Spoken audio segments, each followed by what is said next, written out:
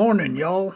This here video is going to be a little bit different. You see, I was returning from my latest mission. I had gone octopus fishing. Listen here.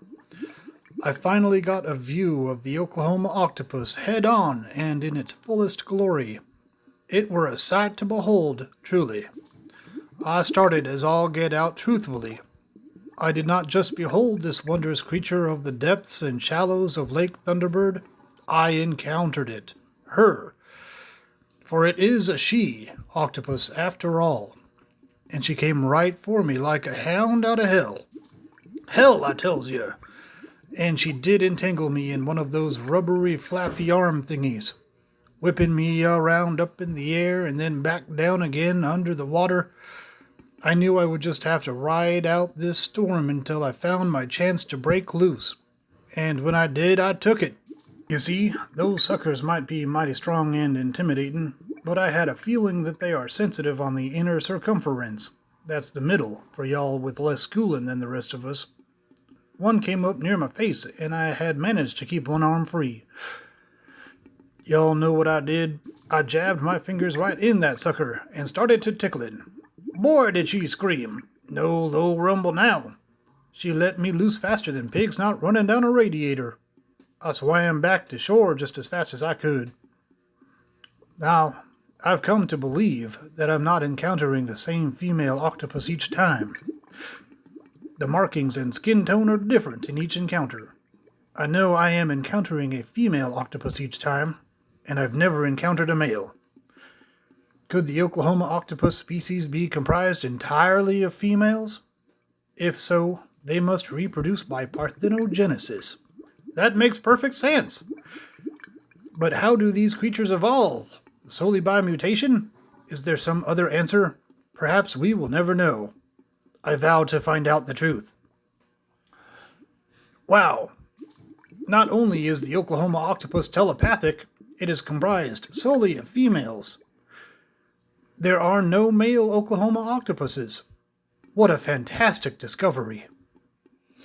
Now, I didn't have no underwater camera with me, so I drew this here representation on paper as best I could by memory. Don't fret. I'll color it in. Now, I reckon there's some as find it difficult to believe that such a creature does exist, and further, that I have seen it and lived to tell the tale. Well, I declare that dog will not hunt. I have me here some evidences, not to mention a newfangled underwater camera. Now, let's talk about where I have been and what I have seen. We all know I have felt the tentacles. I have interviewed others who have felt the tentacles as well, including my old friend the captain, and local legend Paul, who shall remain anonymous. Of course, my old friend Gil felt the tentacles as well, and I haven't heard from him since. I've seen the octopus pull my friends under, as well as strangers. I have seen her capsize boats of all sizes and design. I have seen her flailing her tentacles above the water in the middle of the lake, as if to mock me, as if to beckon me. I have heard the low rumble, as well as the shrieking silence just before the strike. I have entered the secret lair of the Oklahoma octopus and survived to tell my story. I have returned to the shore with evidence of my encounters with the Oklahoma octopus. Evidence such as octopus pellets, which is similar to an owl pellet but much larger and more slimy, and containing bones from animals such as the Oklahoma forest sloth, the field rabbit, the screaming badger, the howling possum, and countless other less identifiable animal remains.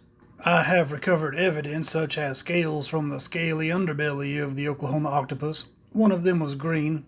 Who knew that this particular cephalopod is capable of producing scales? I had the scales analyzed, not knowing what to expect.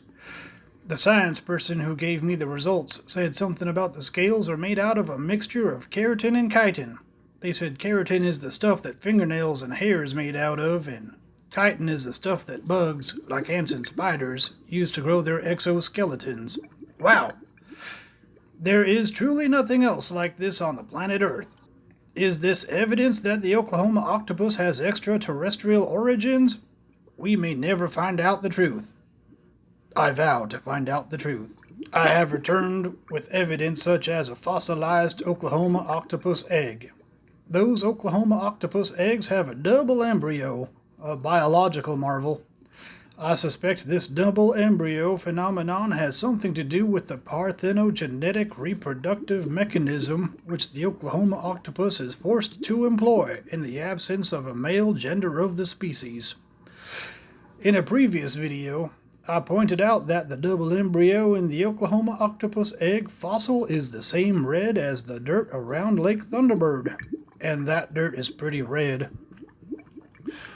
Is there something in the dirt that draws the Oklahoma octopus to the lake?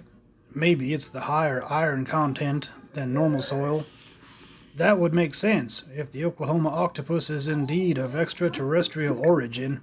Maybe it needs more iron due to a higher oxygen content in the blood. We may never know.